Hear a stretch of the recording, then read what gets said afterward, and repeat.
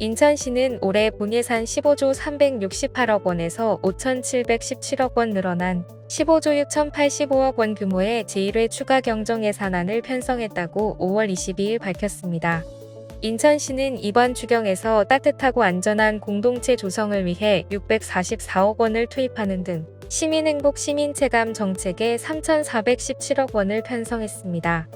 2026년 준공을 목표로 장애인 전용 반다비 체육센터 건립에 올해 본 예산보다 2억 원 증액된 7억 원을 편성해 수영, 헬스 등 장애인 활동을 지원합니다.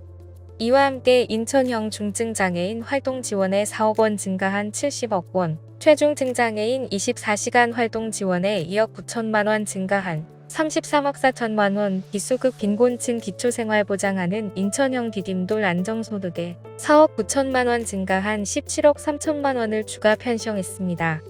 이 밖에도 노후 공공임대 주택시설 개선 및 리모델링에는 73억 원을 반영해 영구임대 주택에 거주하는 저소득층의 주거 안정에도 힘쓰겠다는 계획입니다. 올해 7월부터 우울, 불안 등 정서적 어려움이 있는 국민에게 전문적인 심리상담 서비스를 제공하는 전국민 마음투자 지원 사업이 시행됩니다. 전문 심리상담 서비스의 이용 대상은 우울, 불안 등 정서적 어려움이 있는 국민입니다. 올해는 전문기관에서 의뢰한 경우에 바우처를 지급하고 단계적으로 대상을 확대해 나갈 예정입니다. 대상자에게는 총 8회 심리상담 서비스를 받을 수 있는 바우처가 제공됩니다. 서비스 유형은 서비스 제공 인력의 전문성과 역량에 따라 1급과 2급으로 구분되며 이용요금도 차등 적용됩니다. 서비스 가격은 1회 기준 1급 유형은 8만 원, 2급 유형은 7만 원이며 본인 부담금은 기준 중위소득 수준에 따라 차등 부과됩니다.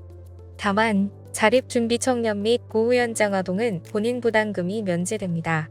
서비스 신청은 구비 서류를 갖추어 읍면동 행정복지센터를 방문해 신청할 수 있습니다.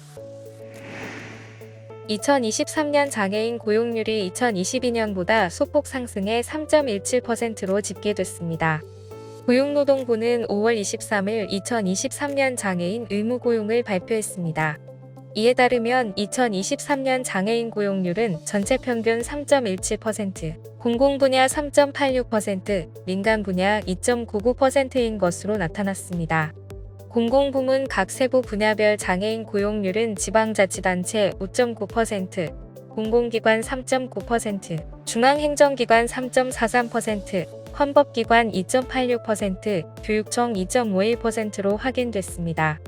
지방자치단체의 경우 의무 고용률 3.6%를 훌쩍 웃도는 장애인 고용률을 보였는데, 이는 각 지자체들이 추진하는 일자리 사업에 장애인을 적극 채용한 결과로 풀이됩니다. 이에 반해 헌법기관과 교육청은 의무 고용률에 미달하는 수치를 보였습니다. 정부 부문 공무원과 비공무원 장애인 고용률을 살펴보면 각각 2.86%, 6.14%로 비공무원은 의무 고용률을 크게 상회했으나 공무원은 교원, 군무원 등 장애인 채용 여건이 어려운 특정직 공무원이 많아 낮은 것으로 나타났습니다. 민간 기업의 장애인 고용률은 2.99%로 상승 추세가 지속되고 있습니다. 특히 천인 이상 기업의 고용률이 전년 대비 0.11%포인트 상승해 전체 장애인 고용률 상승을 견인했습니다. 장애인 고용인원은 21만 5,195명이며 500인 이상 기업이 10만 9,703명으로 51%를 차지하고 있습니다. 산업통상자원부는 오는 5월 29일부터 12월 31일까지 전국 읍면동 행정복지센터와 복지로 홈페이지에서 에너지 바우처 사업의 신청 접수를 진행한다고 밝혔습니다. 에너지 바우처는 취약계층의 걱정 없는 여름 겨울나기를 돕기 위해 냉난방 이용에 필요한 에너지를 구입할 수 있는 이용권을 지원하는 사업입니다. 지원 대상은 국민기초생활보장법상 기초생활소득가구이면서 특정 세대원 기준을 충족하는 세대입니다.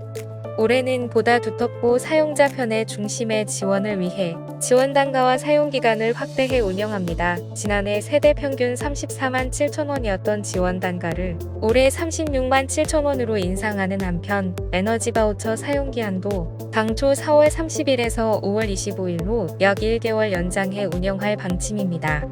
이와 더불어 에너지 바우처를 3년 동안 사용하지 않은 가구를 중심으로 우체국 집배원과 사회복지사 등이 직접 찾아가 실태조사, 제도 안내 등을 실시하고 1대1 맞춤형 사용 지원까지 연계해 지원하는 돌봄 서비스를 도입할 예정입니다.